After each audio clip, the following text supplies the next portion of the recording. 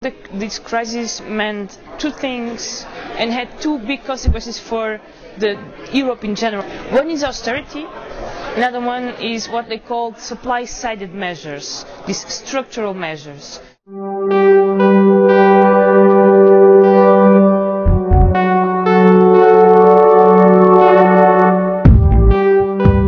These are happening according to its design. The way development is structured and modeled, we deal this result and we're seeing these results. We are dealing with a system. We have now capitalism, which is a system of production which is global. It's all around the planet. We've seen not just the existence of mass poverty, but we've also seen the increases in inequalities to such a level that there's been nothing like it in the history of humanity. What is happening is that in name of a debt that they say that we've created, but we didn't create. So, for example, in Portugal, before the crisis, the debt was about 70% of the GDP. After the crisis, the debt is 120% of the GDP. So it's proof that the crisis created the debt, and it was not the debt generating the crisis. The workers, the working people are now on the losing side, because we see austerity measures causing very high unemployment, causing poverty in the south of Europe, and the rich have not yet paid, the bankers have not yet paid their fair share, and while they were the ones who were the controllers of the system that created the crisis. What lesson to learn? We have to be thinking more.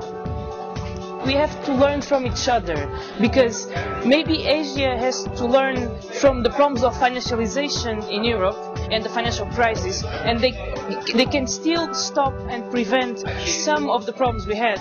And we also have to learn how Asia, not only Asia but also Latin America, dealt with IMF. What the IMF and what these neoliberal politics and policies did to this country. We have to learn that, learn the lesson, and to refuse this very urgently. You had back in 1997 very serious economic crisis in many Asian countries, and I've talked to people about it. I was amazed by how similar the progression of events, and I have been warned that from the experience of these Asian friends and comrades, that if we don't stop these policies soon, we are looking at 20 years of poverty for our people in Europe, and that's the lesson I'm going to take back to Europe for my comrades.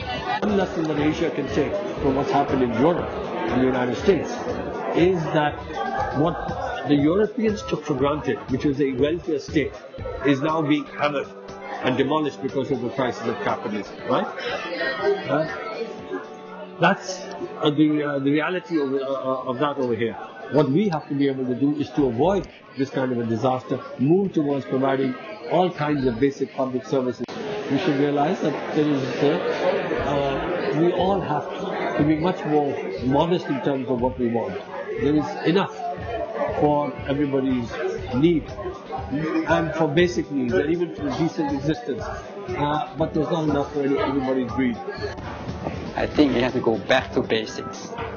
We've been too specialized, think too much in terms of theories, how to conquer the planet, the nature. You cannot conquer nature.